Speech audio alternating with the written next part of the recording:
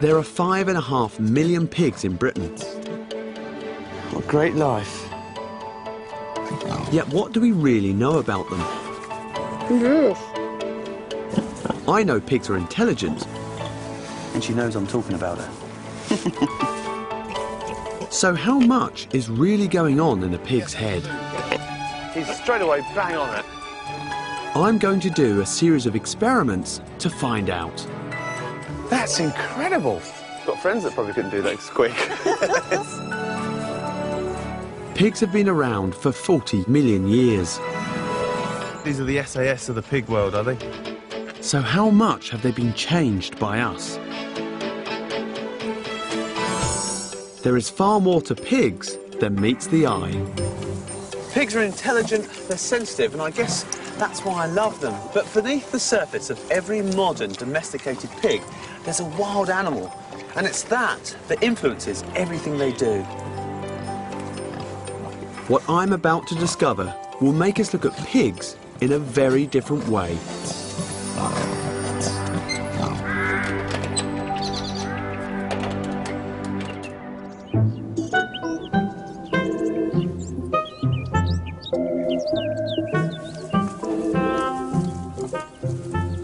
Pigs mean a lot to me, not only to me as a farmer, but also the connection I have with them as an animal.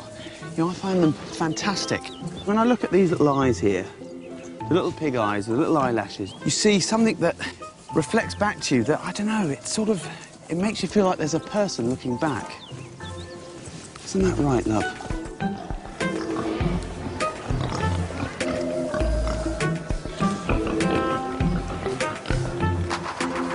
Pigs are big business in the UK. We spend £9 billion a year on pork, so it pays to know what you're looking at. Nice looking pig, isn't it? For me, looking at meat, I think we're going to use it for breeding, but her offspring should take on the same traits. I mean, nice big hands, nice and long for bacon. So she's definitely one we'll go for then. There are 11 different rare breeds in the UK today. I can spot most of them. There's the Tamworth, the Oxford Sandy and Black, the Middle White, and the Saddleback. He's given us the information now. Thank you very much. 210, 210 bid, 220, 220 bid, 220 weight views up, 30, 230, 230 bid, have another at 230, 40, 240, William at 240, 50, 250, 260, you're turning about then, 270 there, at 270, across there, this time she goes in, number one. It's amazing, it happens so quickly, and you've really got to know what you're doing. I think I've bidded events myself twice, which is a big mistake, but I've got what I want. This auction represents just a tiny part of the pig business. In Britain, we eat over 800,000 tonnes of pork and bacon every year, and rare breeds contribute just a fraction of that. It's lot 66. And again, at 60, 360, 380 bid, at 380, well, you lose a good pig, going this time at 380. At this sale, rare breed pigs are fetching anywhere between £80 and £400. There you are, lovely. Now, I didn't get all the pigs I wanted, but I ended up buying 4 beautiful pigs like this one, this lovely Berkshire. Now, she's going to be part of my breeding herd. But when you sit down and really think about it, how much do we know about this animal? How much do we know about its secret behaviour? What does it share with its wild cousins? And what does it share with us human beings? Do you know, I think it's about time I take a closer scientific look at the pig.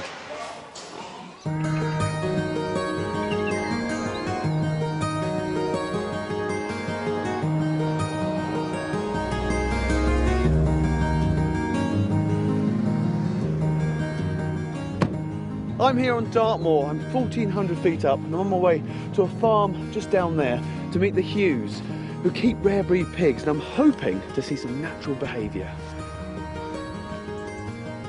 Now, I'm going to be here for 8 days and I've got a list of experiments that I want to carry out.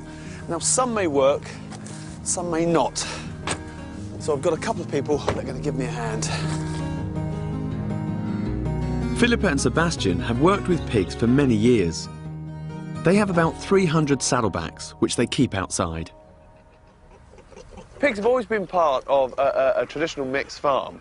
And do you think what I'm going to do with the pigs in terms of the experiments, do you expect to find anything new? I mean, do you know anything about pigs, or do you think there's behaviour within your pigs that you don't actually know about? Well, we're fascinated because some of the experiments you've described, I have my doubts whether they were. Yeah, yeah. I really do. Yeah. That's something they like that. Sebastian and Philippa have agreed to help me set up the experiments. So armed with a long list, they're going to get stuck in and rearrange the farmyard. While they do the heavy lifting, I'm off to meet the ancestor of these farm pigs.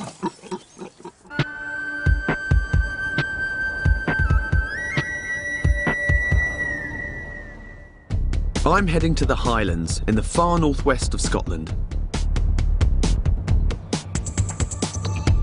Allerdale is a 23,000-acre wilderness reserve owned by a millionaire conservationist. He's returning the land to its former glory and has introduced a small group of wild boar. In the Bronze Age, wild boar roamed the entire country, but by the 17th century, they had been hunted to extinction. Today, there are less than 1,000 across the whole of the UK. Here at Allerdale, they're looked after by Ranger David Clark. How many wild boar do you have here? Well, we have about 10 sows, 1 boar, a handful of piglets from the summer. Yeah.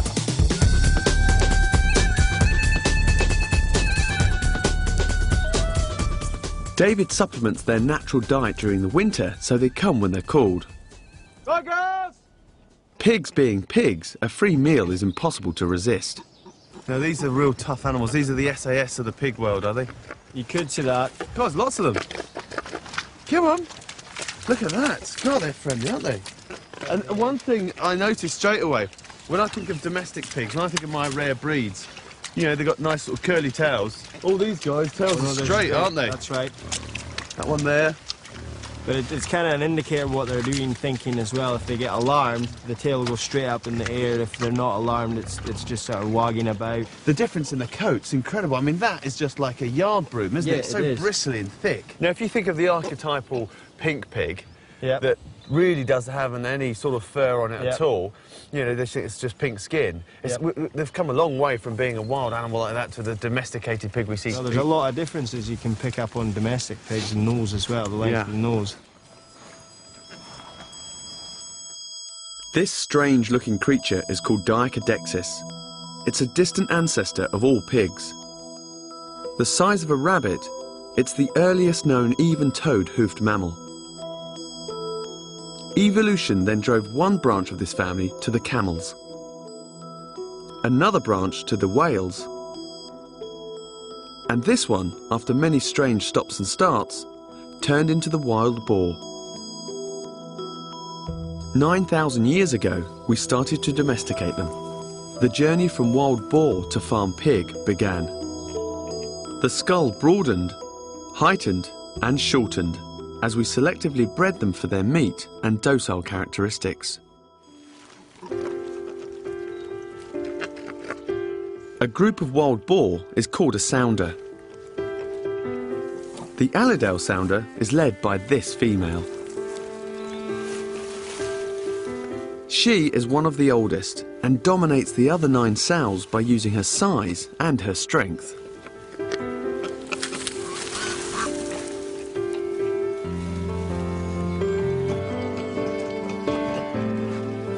This sow is nursing 5 piglets.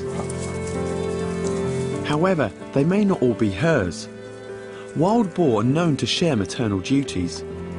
They will nurse or suckle each other's piglets, leaving the mother free to forage so she can build up her strength. The stripes on the piglet's back are for camouflage. If there was any danger, the stripes would help conceal them within the heather. They lose the stripes at about 3 to 4 months old.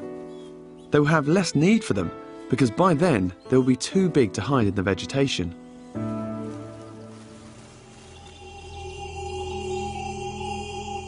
There is only one male wild boar at Allerdale. He lives a solitary life. And like all males, he only visits the sounder to mate.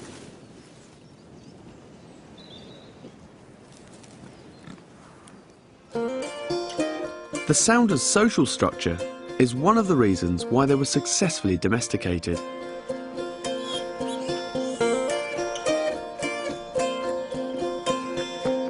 It is thought that following a leader and knowing who is boss meant they were quickly able to switch their allegiance. We've lived happily side by side ever since.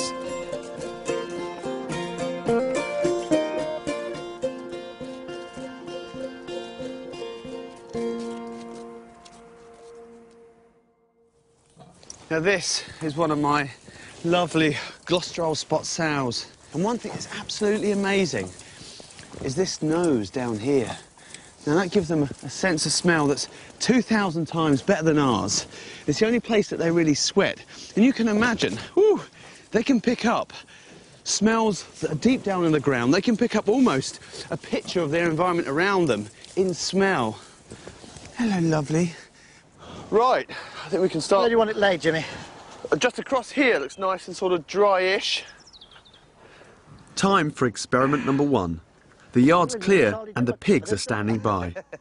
I want to see if that powerful snout is all it's cracked up to be. So the idea, Sebastian, is that I'm going to create a little bit of paddock. Like laying carpet, isn't it? Where's the end? It's like we're going to play bowls. The next part is to bury some different food types and see if there's any discrimination going on. If we put apple under here, Yep. if we did this strip as apple, Strip of apple. we did a little one of onions, maybe some chestnuts, Yep. and then maybe some raisins. Then we see which they go for and which they don't. Onions. All right, I don't want any crying, Sebastian. Yeah. So I would imagine the onions